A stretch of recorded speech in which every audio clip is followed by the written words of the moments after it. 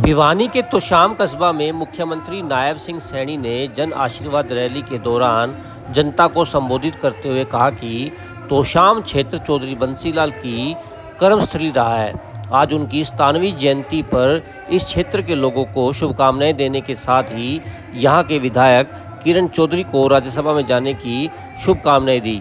इस मौके पर मुख्यमंत्री ने कांग्रेस के हरियाणा मांगे हिसाब अभियान पर चोट करते हुए पूर्व मुख्यमंत्री व कांग्रेस नेता भूपेंद्र सिंह हुड्डा के 10 साल के कार्यकाल का हिसाब मांगा। उन्होंने कहा कि हुड्डा कार्यकाल में पर्ची खर्ची से नौकरियां मिलती थी तथा किसानों की जमीन दिल्ली में बैठे नेताओं के लिए औने पौने दामों में एक्वायर की जाती थी। किसानों को 2 से 4 रुपये फसल बीमा का मुआवजा मिलता था। इसका जवाब भूपेंद्र सिंह हुड्डा को देना चाहिए।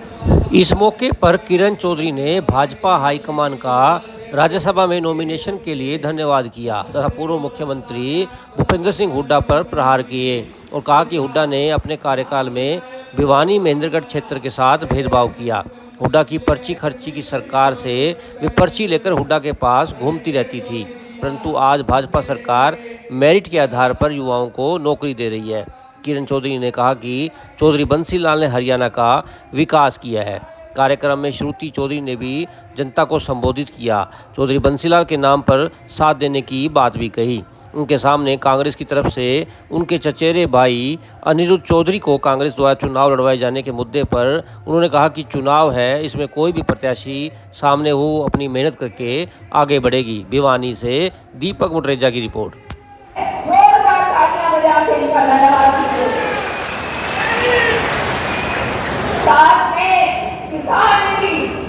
साथ में जो है ट्यूबवेल का काम करा, क्या क्या नहीं करा, लंबा वो खुद बताएंगे, समय लगेगा, इसलिए मैं आज लंबी बात नहीं करना चाहती। लेकिन सच्चाई है, जो मेरी माताएं बहनें बैठी 500 रुपए का सिलेंडर, ये जो है कांग्रेस के लोग ये केवल घोषणाएं करते हैं और झूठ बोलते हैं।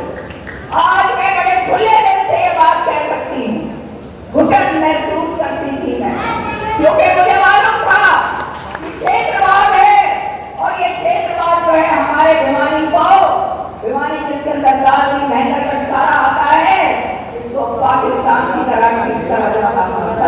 सच्चाई है या नहीं बताओ?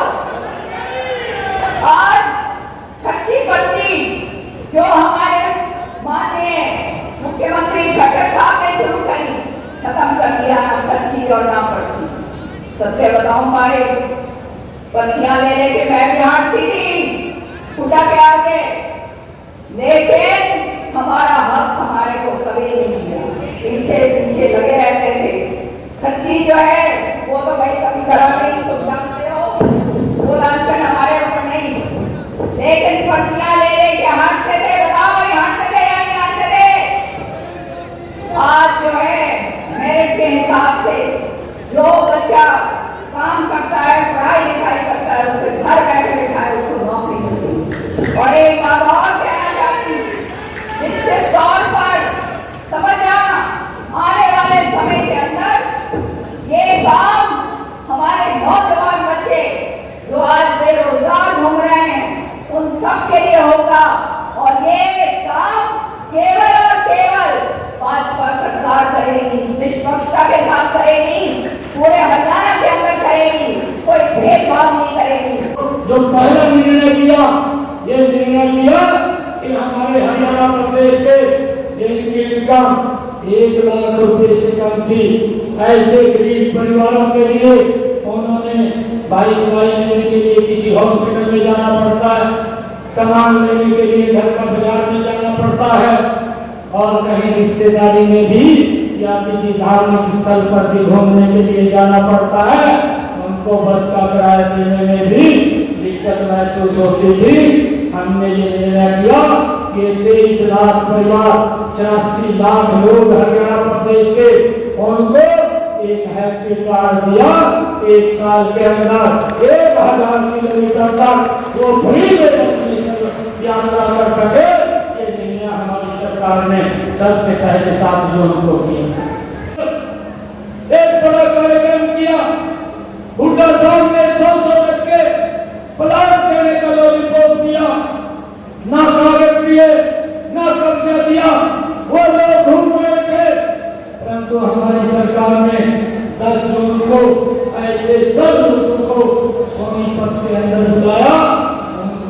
रिश्वत, कागज भी दिए, कब्जा भी दिया, 100 गज का प्लाट भी लेने का काम ये आपकी सरकार ने फैसला किया है। तो से लोग यहाँ बैठे हुए थे और मैं बहुत धन्यवाद करती हूँ एक एक का, और हमेशा जीवन के हर पड़ाव में उन्होंने साथ दिया है। और चौधरी बंसी लाल जी, सुरेंद्र सिंह जी का एक रीढ़ की हड्डी हमारा कार्यकर्ता रहा है, हमारे लोग रहे हैं। चौधरी बंसी लाल की जयंती पर आज लोगों ने क्या भरोसा दिलाया आपको, खास करके आप पे निगाहें थी लोगों? आप देख रहे हैं कि किस तरीके से एक आशीर्वाद लोगों ने दिया, और एक माहौल ऐसा ज़बरदस्त था कि मन एक है, सबके हम लोगों के मिले हुए हैं, और ये परिवार का एक हिस्सा है। मैं बार बार वही कहती हूँ कि शायद जो बाहर से रिपोर्टर्स कवर करते हैं, कभी ये शायद समझने में कभी कभी नहीं समझ पाते कि ये केवल एक राजनीतिक क्षेत्र नहीं है, ये एक परिवार के रूप से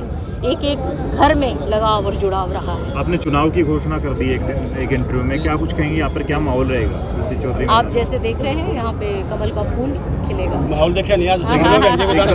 चौधरी भी दावा ठोक रहे हैं यहाँ से चुनाव वो लड़ने तो का। दावे तो चुनाव है, और उसमें क्या है, वो तो दो दावे जो भी करें और जो लड़े, जिस किसी ने तो लड़ना ही है। लेकिन ये बातें चल रही है कि कांग्रेस ही यहाँ से 4-5 साल बाद योजना से जीतती आ रही है, ट्रम्प से जीतती आ रही है। लोगों ने किरण जी को मौका दिया, उससे पहले सुरेंद्र सिंह जी चौधरी को, बंसी लाल के साथ है और चौधरी बंसी लाल जी।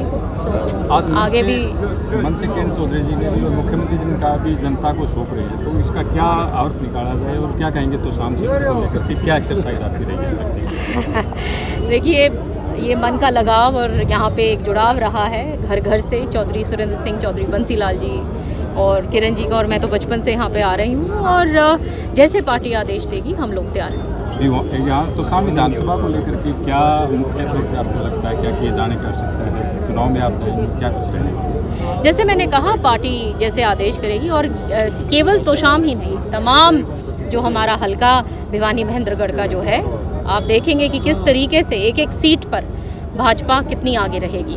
चर्चाएं हैं कि अनिरुद्ध चौधरी आपके सामने लड़ने वाले हैं, कैसे मानते हो, क्या मानते हो, बहन और भाई आपस में अगर इलेक्शन के दौर में आपने सामने होंगे, क्या स्थिति रहेगी? सारा इतिहास लोगों को पता है, और इनका इतिहास ही ये रहा है कि जब चौधरी बंसी लाल का इन्होंने हरदम विरोध किया, और सुरेंद्र सिंह जी ने जब हरियाणा विकास पार्टी से, चौधरी बंसी लाल जी के पार्टी से चुनाव लड़ा था, तो इन्होंने तभी भी चुनाव इनके पिता ने लड़ा था। सब जानते हैं कि काम किसने किया और चौधरी बंसी लाल जी के साथ कौन रहा। तो ये कोई ऐसा है कि चुनाव है, और जो भी आए आए, ठीक है।